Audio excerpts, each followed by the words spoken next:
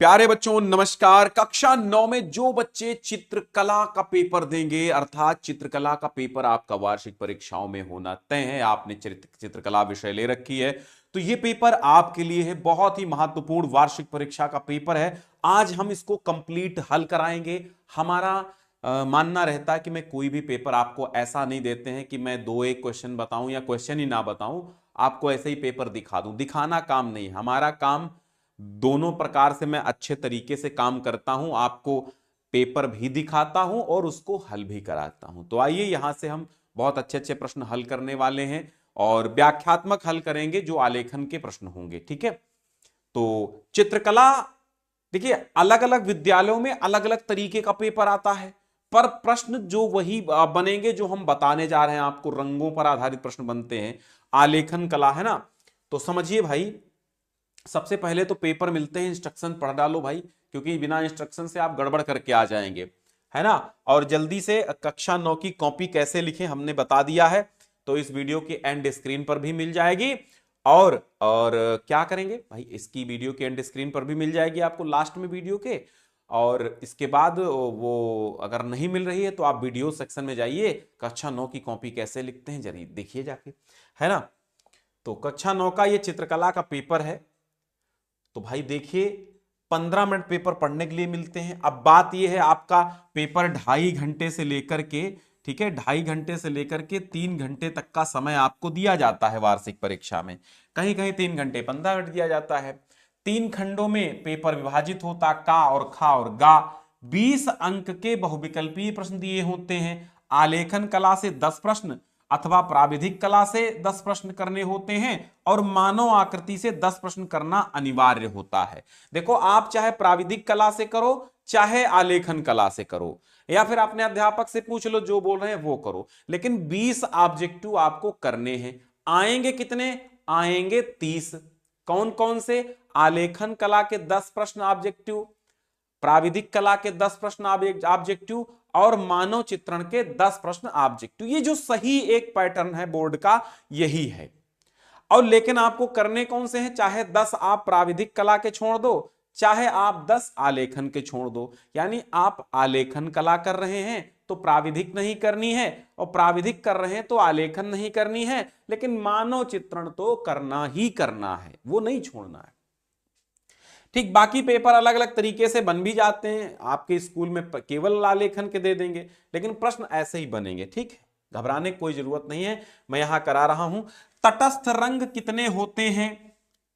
तो भैया 2 होते, 3 होते, 4 होते, 5 होते हैं।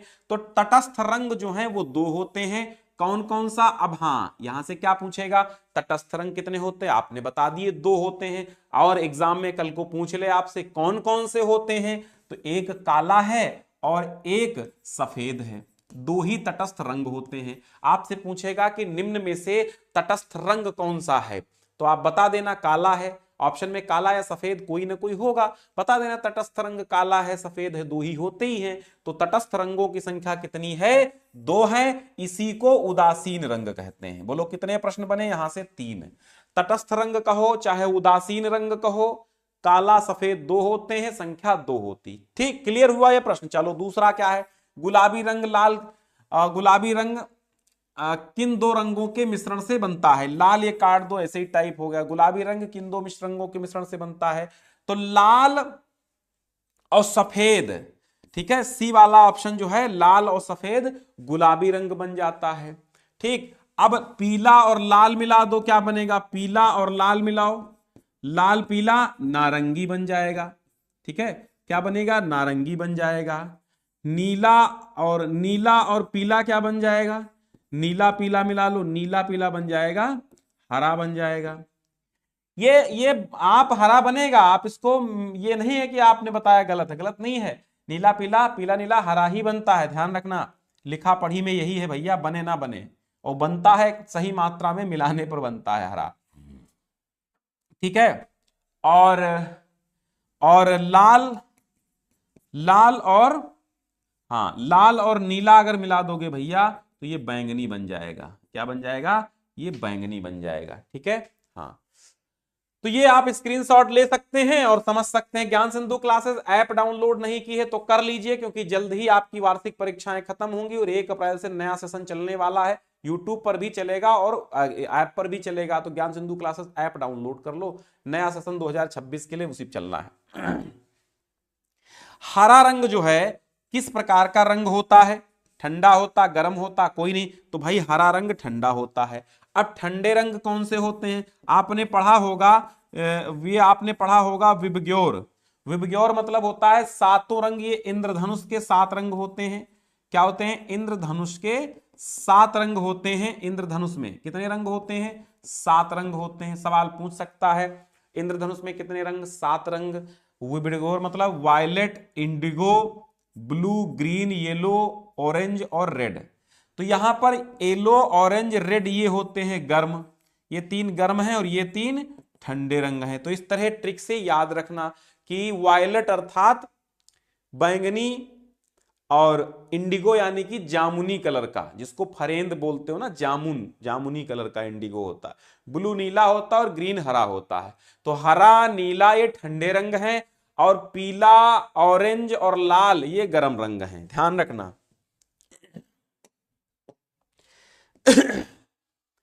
लाल रंग में नीला रंग मिलाने पर कौन सा रंग बनता है?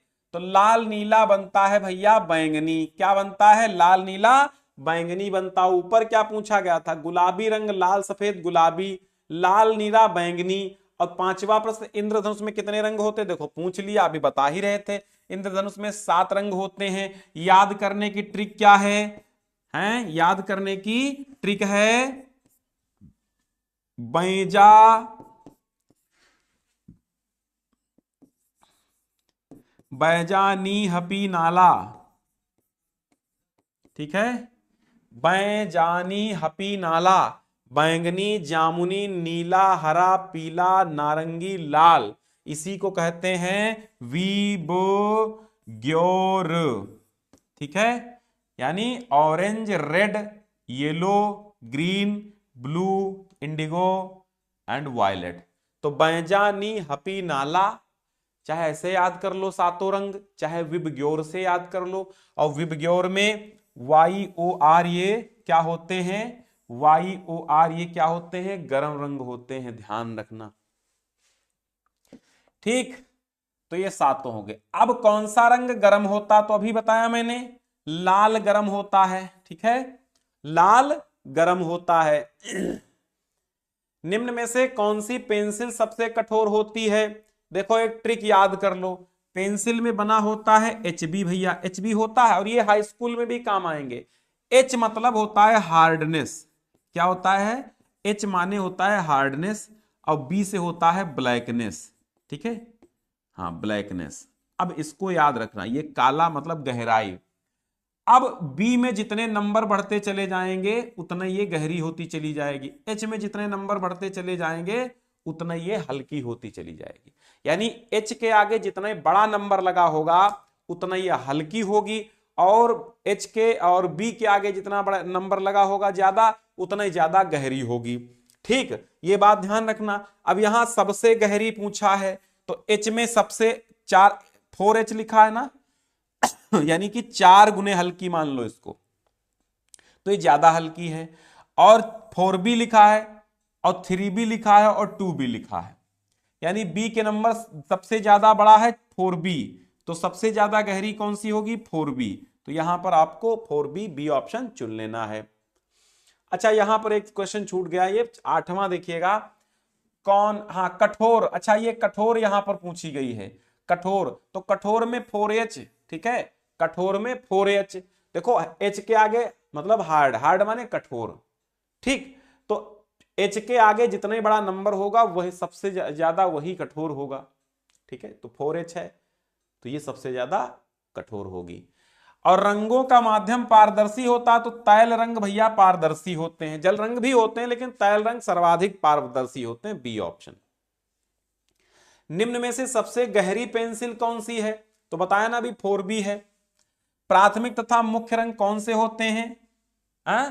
लाल, पीला, नीला। देखो भाई, लाल, पीला नहीं, लाल नीला पीला, हाँ ला पीनी, इसकी ट्रिक याद रखना, ला पीनी, ठीक है। लाल पीला और नीला ये क्या होते हैं, प्राथमिक रंग होते हैं।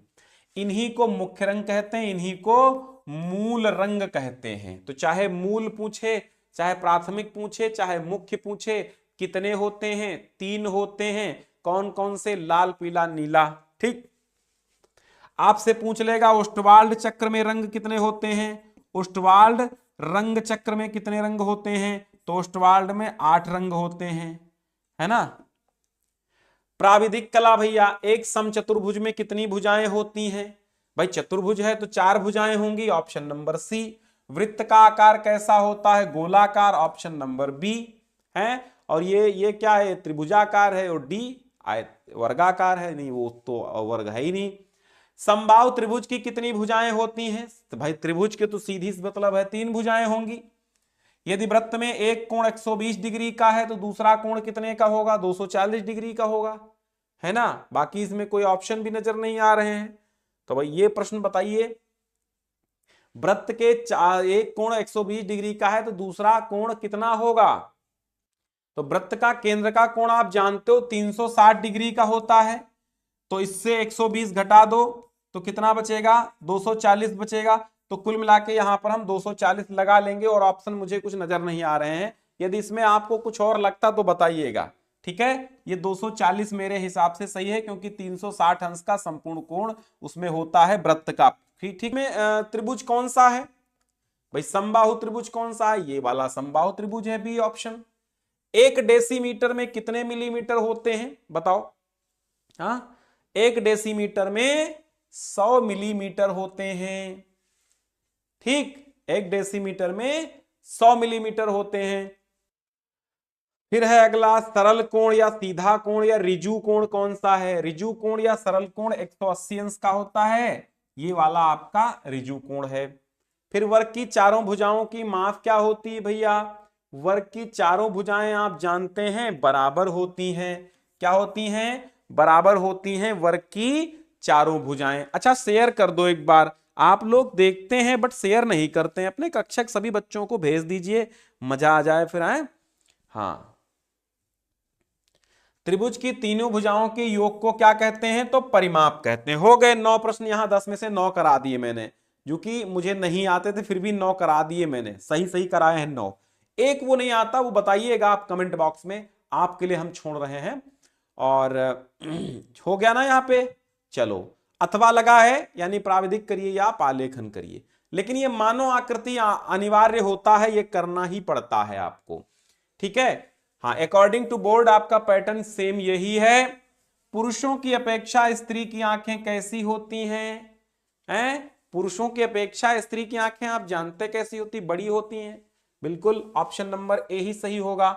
मानव आकृति में विशेष महत्व किसका होता, लंबाई चौड़ाई मोटाई अनुपात, तो एक अनुपात का होता, सही अनुपात में अगर आप मानव चित्रण नहीं कर रहे हैं मानव आकृति का, तो भाई अब हाथ छोटे छोटे बना दिए, पैर बड़े बना दिए, तो मानव आकृति में हमेशा विशेष महत्व अनुपात का होता है।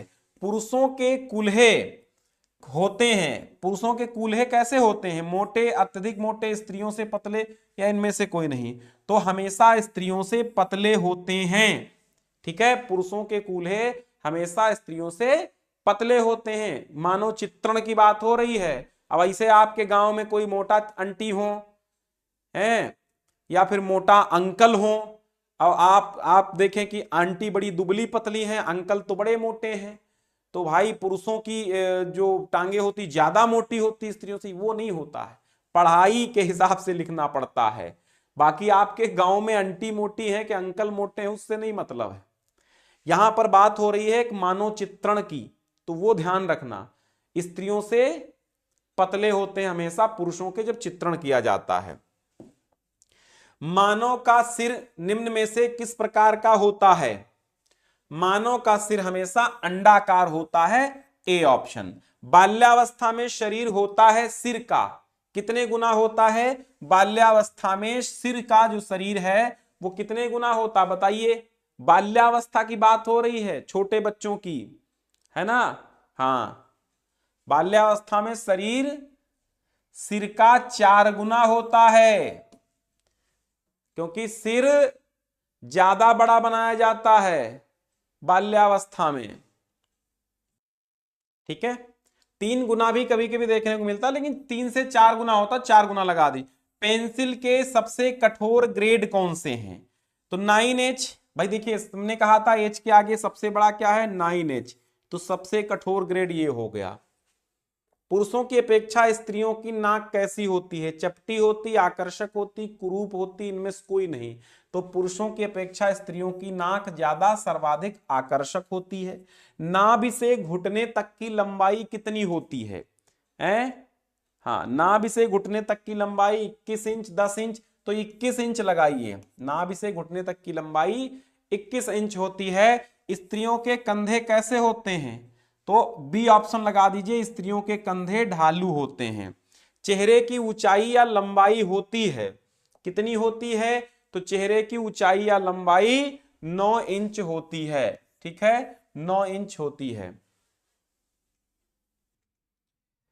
अब आता है खंडखा। खंडखा में प्राविधिक कला, अथवा आप एक नंबर लिखिए या फिर आलेखन कला बनाइए। ठीक है, खंडगा में मानव आकृति करना होगा। 15 अंकों का खंडगा। देखो, अब शुरू से देख लो। अब आप यहां मान लीजिए कि आप प्राविधिक कला नहीं कर पा रहे हैं। अब अगर आपको करना है प्राविधिक कला तो स्क्रीनशॉट ले लीजिए, और इसमें आपको जैसे बताया गया वैसे काम करना है। जैसे यहां पर पटरी प्रकार की सहायता से 90 डिग्री का कोण बनाना है। किसी संख्या का ज्यामितीय विधि से वर्गमूल निकालना है। एक त्रिभुज की रचना कीजिए जिसका आधार कोण 50 अंश 60 अंश के बराबर हो तथा परिमाप 7 सेमी हो। चौथा सवाल है कि 4 सेमी 3 सेमी की रेखाओं का मध्यानुपाती ज्ञात कीजिए। या है निम्न वाक्य को हिंदी अथवा अंग्रेजी में तिरछे अक्षरों में सेमी की ऊंचाई 4 सेंटीमीटर या 5 सेंटीमीटर की ऊंचाई ज्यामितीय विधि द्वारा लिखिए। कार्य करना सीखें और प्रतीक्षा करें। ठीक है, और ये ना लिख पाए तो learn to labour and to wait. चाहे अंग्रेजी वाले अक्षरों को तिरछा लिख दीजिए, चाहे ये हिंदी वालों को लिख दीजिए, दो में से एक करना होगा। ठीक, अब आलेखन कर लीजिए। अगर नहीं आता है, वो 35 अंकों में आता है। ठीक, आलेखन करो कि 15 सेमी के वर्ग में आपको भारतीय फूल पत्तियों कलियों पर आधारित एक आलेखन करना है जो अल्पना के लिए उपयुक्त हो। या 15 गुणे 20 सेमी आयत में गुलाब अथवा कमल के फूल पत्तियों कलियों पर आधारित एक अलंकारिक आलेखन बनाइए जो फर्श के लिए उपयुक्त हो। 3 जल रंगों का प्रयोग करो। हैं, अब मानव आकृति अनिवार्य होता ही है, तो ये तो करना ही होता 15 अंकों का। तो पौधों को पानी देता माली बनाओ, पत्र ले जाता डाकिया बनाओ, हल चलाता किसान बनाओ। कुछ ना कुछ आपको इसमें एक बनाना ही पड़ेगा। ठीक है, पत्र ले जाता डाकिया, पौधों को पानी देता माली, हल चलाता किसान। सबसे सिंपल जो लगे आप बना दीजिए, जो आप बना लेते हो वो बना दीजिए। तो भैया चित्रकला का ये पेपर आपका बड़ा सुंदर है, बड़ा आपके लिए बहुत इंपॉर्टेंट है। मैंने यहाँ तमाम प्रश्न और भी बताए हैं आलेखन में हल कराते समय। तो चित्रकला के इस पेपर को आप जरूर देखिए और जरूर बच्चों तक पहुंचाइए। अन्य अपने क्लास के सभी बच्चों को शेयर कर दीजिए। देखिए, जब आप दूसरों का भला सोचते हैं तो ईश्वर आपका भी भला सोचता है। आप दूसरों की सहायता के लिए इसको शेयर नहीं करेंगे तो ईश्वर भी दूसरों आपकी सहायता के लिए दूसरों को नहीं भेजेगा, है ना। क्योंकि हम दर्पण में जैसा हमारा चेहरा होता है, दर्पण में वैसा ही चेहरा दिखता है। इसलिए याद रखो, आप भलाई अगर किसी के साथ कर रहे हैं तो कहीं ना कहीं ईश्वर आपके लिए भला ही सोच रहा होगा। तो सौभाग्य की बात है कि आपने ये वीडियो देखा और आपने बहुत प्रश्न यहां से सीखे हैं। अगर 9th में काम नहीं आए तो हाई स्कूल में आएंगे, आना तो जरूर है, क्योंकि ज्ञान कभी व्यर्थ नहीं होता। ज्ञान हमेशा काम आता रहता है। ठीक है, क्योंकि वो तो तब पता चलता है जब वक्त आता है और आपका पुराना ज्ञान काम कर जाता है। ठीक है, हाँ, तो बस ये पेपर हल कर लीजिए। और कक्षा 9 के मॉडल पेपर्स की एक प्लेलिस्ट बनी हुई है जो आपको यहां सामने देखो एंड स्क्रीन पर दिख जाएगी, और बस आप क्लिक करके आराम से देख लीजिए। प्लेलिस्ट भी है, हिंदी की भी है और 9 के मॉडल पेपर की भी है। सारी प्लेलिस्ट सामने आपको दिख रही होंगी एंड स्क्रीन पर। और सब्सक्राइब वाला सब्सक्राइब तो कर ही लेते हैं आप, लाइक तो कर ही देते हैं। धन्यवाद, है ना।